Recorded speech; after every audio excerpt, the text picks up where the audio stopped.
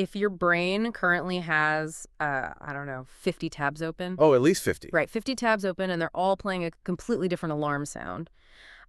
This deep dive is exactly where you need to be. Absolutely. Because today we're looking directly at your daily, hourly, maybe even minute-by-minute relationship with anxiety. We've got our hands on some incredibly powerful excerpts from a text called The Architecture of Inner Safety. Mm-hmm. And the mission of our deep dive today is, well, it's pretty radical. We are moving away from the exhausting, endless fight against your own anxiety. Which is what we all usually do. Exactly. And instead, we're uncovering how to actually regulate it. So the ultimate goal here is to help you learn how to feel safe in your own being. And, what stands out immediately about this text is its departure from the standard clinical approach. It doesn't treat your anxiety as a defect. Right. It treats it as an entirely understandable physiological response that has simply overstayed its welcome. We're so conditioned to try and logic our way out of these states. Or just suppress them entirely. Yeah, just push it down. Right. But the text argues that this resistance is exactly what keeps the tension locked in our tissue. Okay, let's unpack this. Because the text starts with a premise that might actually catch you off guard if you're used to just white-knuckling your way through the day. Mm-hmm. It says right out of the gate, you are not broken. Such a powerful statement. It really is. If you live in a constant state of anxiety, you are not fundamentally flawed. Instead, the text argues that you are overstimulated, you are over-identified, and this is the phrase that really stuck with me, you are under-rested in your own being. That concept of being under-rested in your own being is so precise. I mean, it shifts the entire paradigm. Yeah. Anxiety doesn't mean your character is flawed or that you lack willpower. It simply means your nervous system has lost the somatic memory of safety. The somatic memory. Yes. The internal alarm bell is just stuck in the on position because the physiological baseline of rest has literally been forgotten. So it's an issue of biological memory, not a failure of personality. That immediately strips away so much of the shame that people carry. I mean, I know I felt that shame. So we all have. But let's get into the mechanics of how the text actually wants us to address this, starting with the first major hurdle, which is decoupling your identity from the emotion itself. There's a quote here that really sets the stage. Anxiety feels like you. It feels personal. It feels fused to your identity, but it is not you. It is a crucial distinction. But I have to say, a very difficult one to make in practice. Oh, definitely. Because when that hum of anxiety is constant, it colors everything. It dictates your executive functioning, how you process a simple text message. Even your sleep architecture. Exactly. The brain naturally assumes, well, this isn't just a temporary state I'm experiencing. This is simply who I am as a person. And to break that fusion, the architecture of inner safety brings in 3 distinct philosophical perspectives. And I really want to spend some time here because the contrast between them is fascinating. It really is. First, it brings up Eckhart Tolle, who refers to this lingering, heavy emotional energy as the pain body. He describes it as an almost parasitic entity that actively activates and feeds on your attention. Right. The more you focus on the anxiety, the more you feed the pain body. Exactly. But then it immediately pivots to Thich Nhat Hanh, who offers a vastly different visualization. He says this anxiety is actually just a frightened child inside of you, simply asking to be held. What's fascinating here is how those two completely different visualizations change the actual somatic response in your body. Yeah, let's talk about that. Well, if you view your anxiety through Tolle's lens as a pain body, like a parasite, your instinct might be to starve it, to cut it off. To establish a very firm, almost clinical boundary. Exactly. But if you view it through Thich Nhat Hanh's lens as a frightened child, your biological response shifts toward nurturing. You soften. You might literally drop your shoulders and lower your guard. I was thinking about that exact difference. Like, if I think of it as a parasite, I'm still somewhat in opposition to it, even if I'm just observing it. But if it's a child, I have to deploy compassion. You can't fight a frightened child. Right. And both of these lenses lead into the third philosopher the text mentions, Ramana Maharshi. He asks a piercing, almost startling question. He asks, if you can observe the anxiety, who is the observer? The structural logic of Maharshi's question is undeniable. I mean, it proves without a shadow of a doubt that you are not your anxiety. Because you're the one looking at it. Precisely.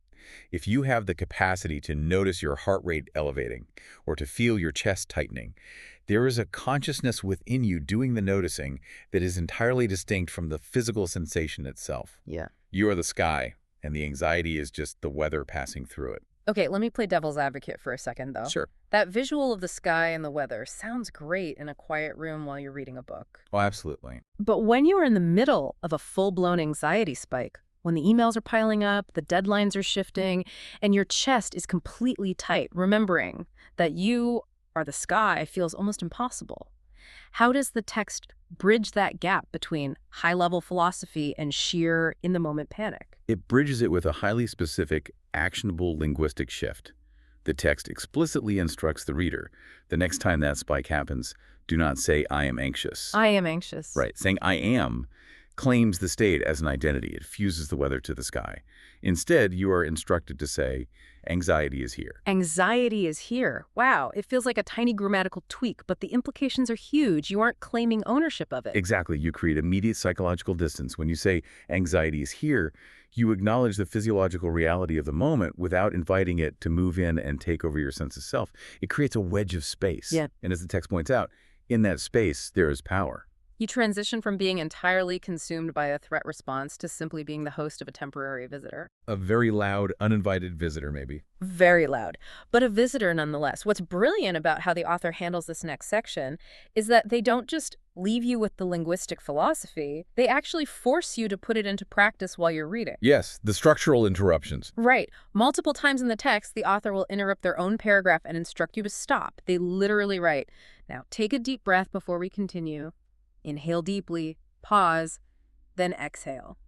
I'll give you a moment to finish. Okay, let's continue. It is a highly effective structural choice because it demands embodiment. Reading about nervous system regulation is an intellectual exercise. It keeps you entirely in your head. Which is where the anxiety lives anyway. Exactly. Actually interrupting your visual processing to alter your respiratory rate is a somatic intervention. The author is forcing the reader to prove the text's core thesis in real time. And that thesis is probably my absolute favorite takeaway from this entire deep dive. Your body needs safety before your mind needs philosophy. Such a great line. We all know what it feels like to try and lodging our way out of work anxiety. I used to make these massive color-coded spreadsheets of worst-case scenarios. I really thought that if I just intellectually mapped out every possible disaster, my brain would calm down. And how does that work out? Shocker, staring at a spreadsheet of potential disasters only made my nervous system panic more. Because you are trying to speak logic to a system that only speaks sensation. When you're highly anxious, the prefrontal cortex, the logical reasoning center of your brain, is fundamentally compromised. It's basically offline. Completely. The text rightly points out that you cannot argue with an anxious nervous system. It has to be soothed physically before you can reason with it mentally. So the text gives us a specific sequence for that physical soothing, and it provides very practical grounding techniques. It tells you to put one hand on your chest and one hand on your stomach. Then slow your exhale down so that it is noticeably longer than your inhale. And finally, physically feel your feet firmly on the ground.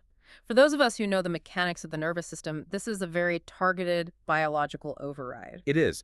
Putting your hands on your chest and stomach provides proprioceptive input. It's deep pressure that signals physical containment to the brain. It tells the brain, I have physical boundaries, I am here. Exactly.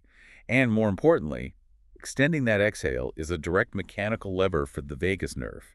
When the exhale is longer than the inhale, it signals the parasympathetic nervous system to release acetylcholine, which literally slows your heart rate down. It's purely biological at that point. It is. Ugh. Add the spatial orientation of feeling your feet on the ground, and you are pulling the brain out of its internal catastrophic loop and anchoring it back in present-time physical reality. Spiritual maturity, as the text notes, is highly practical. It's knowing how to operate your own biological machinery. Here's where it gets really interesting. Because once you pulled those biological levers and grounded the body, the text issues a stark warning about your mental approach. It explicitly says, do not try to transcend anxiety. We are told to stop fighting it based on the rule. What you resist persists. What you allow softens. It's the ultimate paradox of emotional regulation. The immediate instinct is to say, get rid of this feeling, I hate this, I need this to stop. Naturally, it feels terrible. Right. But resistance requires tension. You are clenching your muscles, holding your breath, bracing for impact. That physical tension sends a feedback loop to your brain, confirming that there is, in fact, a massive threat present. You're confirming the danger. Exactly. You are fighting the internal alarm, which only ensures the alarm keeps ringing. So instead of bracing and saying, I need this to stop, the text challenges you to try saying, let me feel this fully. And it introduces the 2-minute wave exercise. Let's walk through what this actually looks like in practice. Say you just opened an incredibly stressful email from your boss, or you're about to give a major presentation. Your chest seizes up. The classic spike. Right. Instead of immediately firing back a defensive reply or mentally spiraling, you set a timer for 2 minutes, you sit down, and you locate the exact physical location of the anxiety in your body. Is it heat in your face? Is it a lump in your throat? Is it a fluttering in your stomach? And the strict instruction here is to feel it purely as a physical sensation. You have to intentionally strip away the story. The narrative. Yes. By story, the text means the catastrophic narrative you attach to the feeling. Your example of the story is, my boss hates my work, I'm going to get fired, I won't be able to pay my mortgage. That narrative acts as pure gasoline. It does. But if you can drop the story and just focus on the physical heat in your chest or the tightness in your throat, you recognize it for what it truly is. Just a wave of physical sensation. Just a wave. The text argues that if you don't continually fuel it with that catastrophic narrative, the emotion has a very short natural lifespan. It rises, it peaks, and it falls. You just have to ride it out for those 2 minutes without pouring more narrative gasoline on it. It is profoundly empowering to experience that firsthand. Emotions are just neurochemical events. If you don't build a dam of resistance against them, the water eventually recedes on its own. Once the water recedes, though, the architecture of inner safety asks us to look at what generated the wave in the first place.